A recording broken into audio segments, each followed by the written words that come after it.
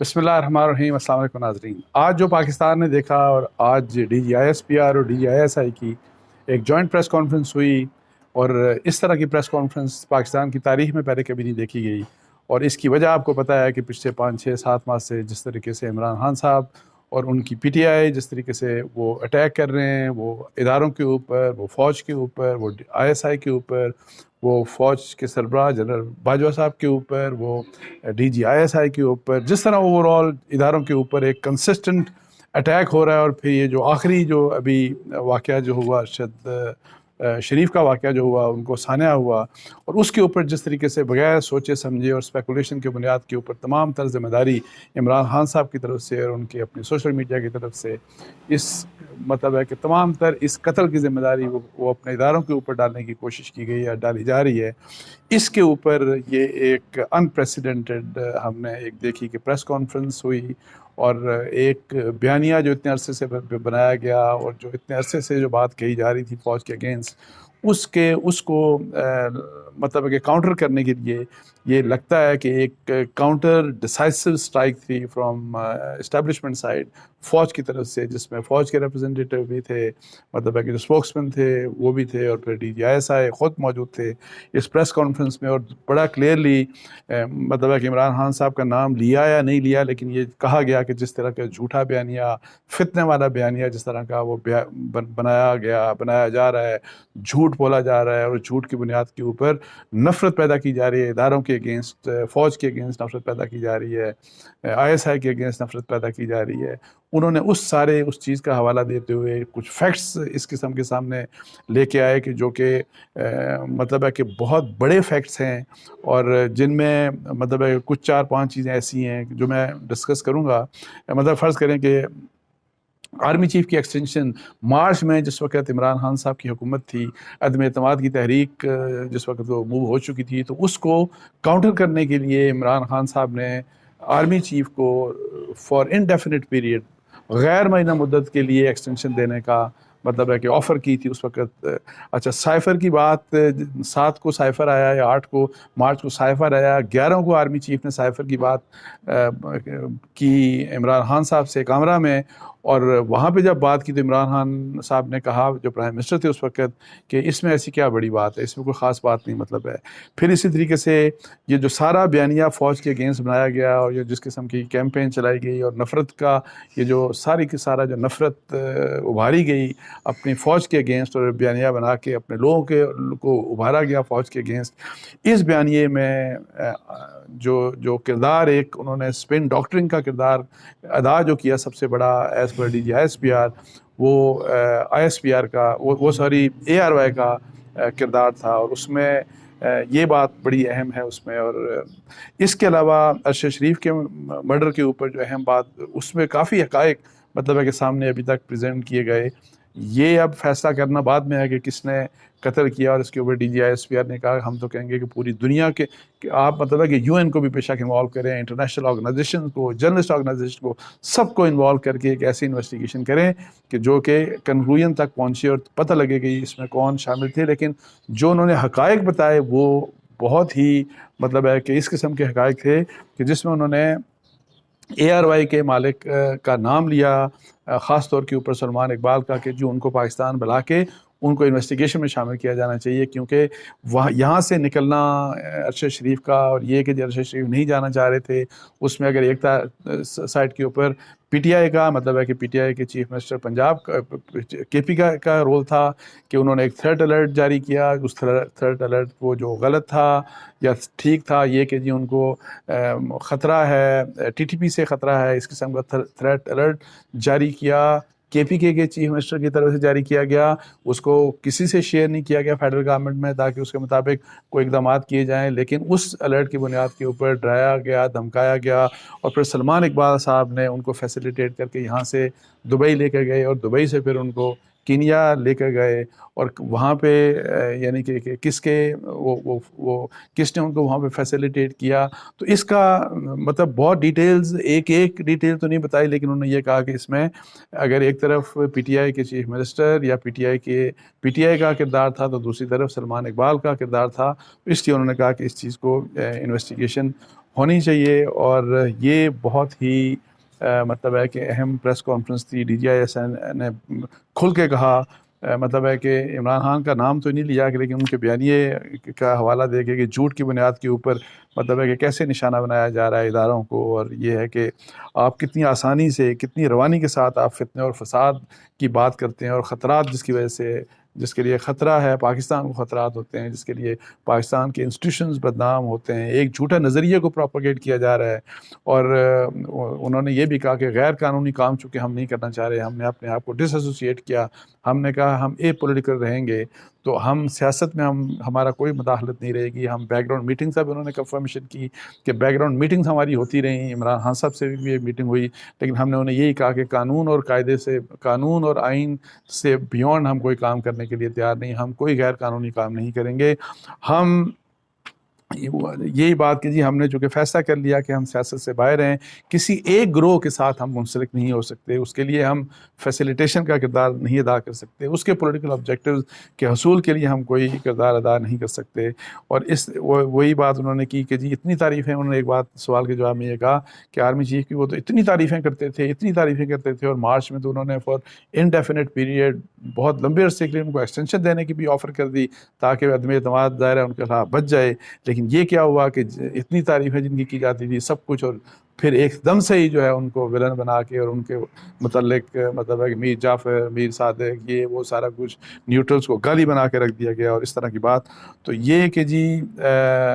اس طرح کی مطلب ہے کہ یہ باتیں ہوئیں. اور اب تھوڑا سا میں گو تھرو کر کے پھر میں ایک تھوڑا سا اپنا انالیسس دوں گا کہ D G I S P R نے ظاہر ہے یہی والی بات کی کہ جی جھوٹ کی بنیاد کے اوپر جھوٹا بیانیہ بنایا جا رہا ہے. آرمی چیف کو کس طریقے سے مطلب ہے غداری کے الزامات لگائے جا رہے ہیں، غدار کہا جا رہا ہے. اپنے وہ لوگ انہوں نے یہ کہا کہ 20 سال جن لوگوں نے اس ملک کے لیے خون دیا، یہی دہشت گردی سے کا حوالہ کر کے کہ جس فوج نے 20 سال اپنے خون کی قربانی دے کے، اپنے ہزاروں جوانوں اور افسران کی خون کی قربانی دے کے اس ملک کی خدمت کی، ان کو غدار کہا جا رہا ہے. اور یہ کہ معاشرے کو تقسیم کیا جا رہا ہے، اس میں اضطراب پیدا کیا جا رہا ہے. سائفر کے اوپر انہوں نے یہ بات بتائی کہ جی 11 مارچ کو چیف آف آرمی اسٹاف نے کامرہ میں عمران خان سے بات کی کہ جی یہ سائفر آیا ہے، تو جس کے اوپر عمران خان صاحب نے کہا یہ کوئی بڑی بات نہیں. اب وہی بات پھر انہوں نے یہی D G I S P R نے کی کہ اس کے بعد 27 مارچ کو پھر ایک جلسے میں اسلام آباد کو لہرا کے کہا یہ دیکھیں کتنی بڑی سازش ہوئی، یہ ہوا وہ ہوا، اور وہ کہتے ہیں کہ سب کھوکھلی باتیں تھیں، سب جھوٹی باتیں تھیں، سب یہ جھوٹ تھا. نیشنل سیکورٹی کونسل کمیٹی میں بھی یہ باتیں ڈسکس ہو چکی تھیں، اور اس کے اوپر پوری مطلب ہے کہ آئی ایس آئی کے پاس تمام فائنڈنگز موجود ہیں، انہوں نے انویسٹیگیشن کی تھی. سب جھوٹ تھا، لیکن وہ جھوٹا بیانیہ چلایا گیا، پھر جھوٹیں خبریں پھیلائی گئی، اور پھر سیاسی مقاصد کے لیے فوج جیسے ادارے کو، فوج کی لیڈرشپ کو نشانہ بنایا گیا اور ان کو غدار کہا گیا اور ایک مخصوص بیانیہ فیڈ کیا گیا. اچھا یہ میں آپ کو بتا دوں کہ انہوں نے ارشد شریف کا بھی ظاہر ہے ان کی تعریف بھی کی کہ ان کا بہت بڑی کنٹریبیوشن تھی، جو وہ ویسے فوج سے ریلیٹڈ بہت سے انہوں نے پروگرامز کیے. لیکن انہوں نے یہ بھی کہا، جیسے کل فیصل بارڈا نے کہا کہ جی ان کی برین واشنگ کی گئی اور اس طرح کی بات، تو یہی بات D G I S P R نے اس طرح کی بات کی کہ ایک مخصوص بیانیہ ایک سیٹ آف جرنلسٹ کو فیڈ کیا گیا، اور وہ بیانیہ انہوں نے آگے بیان کرنا شروع کر دیا. اور اس میں ارشد شریف کو بھی ظاہر شامل تھے، انہوں نے ان کا بھی نام دیا تھا، اور انہوں نے کہا کہ اس کی بنیاد کے اوپر فوج سے نفرت، اداروں کو دنیا بھر میں بدنام کیا گیا. ان کے ورڈز تھے کہ اے آر وائی جو ہے وہ اسپن ڈاکٹرنگ کا ڈاکٹر کا کردار اس نے ادا کیا، یعنی کہ جو اسپن ڈاکٹرنگ تھی ساری اس کام میں، جس میں ادارے بدنام ہوئے، جس میں فوج بدنام ہوئی، جس میں نفرت والی یہ سب چیزیں ہوئیں، تو وہ جو ہے وہ سب کچھ. اور قصور کیا تھا؟ وہ کہتے ہیں فوج کا یہ قصور تھا کہ فوج سے یہ توقع کی جا رہی تھی کہ وہ نیوٹرل نہ رہیں اور عمران خان کا ساتھ دیں، جس کے اوپر فوج تیار نہیں تھی. اور یہ سب سے بڑا مسئلہ تھا، یہ والی بات. اچھا پھر یہ والی بات انہوں نے کویشچن اٹھایا کہ سائفر انہوں نے کہا عمران خان نے کہ چھپایا گیا، اس کے اوپر ایکشن کیوں نہیں لیا گیا عمران خان صاحب سے، یہ کویشچن بنتا ہے. اور پھر یہ کہ جی انہوں نے کہا کہ ارشد شریف اور کچھ دوسرے لوگوں نے بہت سخت باتیں کی، لیکن وہ پاکستان میں ہی رہے، بہت سے لوگ پاکستان میں ہی رہے. اور ارشد شریف کے بارے میں جب انہوں نے بات کی کہ 5 اگست 22 کو KPK کی جو گورنمنٹ ہے انہوں نے ایک تھریٹ الرٹ جاری کیا چیف منسٹر KPK کا، اور اس میں یہ تھا کہ TTP کی طرف سے راولپنڈی میں کسی علاقے میں مطلب ہے کہ ٹارگٹ ہو سکتے ہیں، ان کی بات کی کہ ان کو ٹارگٹ کیا جا سکتا ہے، لیکن یہ جو انفارمیشن ہے یہ شیئر نہیں کی گئی جو متعلقہ ادارے ہیں، جس میں ظاہر ہے آپ ISI سے بھی شیئر کرتے ہیں، آپ IB سے بھی، انٹیلیجنس ایجنسی سے، فیڈرل پروونشل گورنمنٹ، سب سے انہوں نے کہا یہ کچھ شیئر نہیں کیا گیا، لیکن اینی ہاؤ انہوں نے کہا کہ مخصوص سوچ کے تحت تھریٹ الرٹ جاری کیا گیا، مطلب ہے کہ ان کا کہنے کا مطلب یہ تھا کہ اس میں کوئی حقیقت نہیں تھی، لیکن ظاہر ہے ایک منصوبے کے تحت یہ الرٹ جاری کیا گیا تھا۔ پھر انہوں نے کہا کہ جب شہباز گل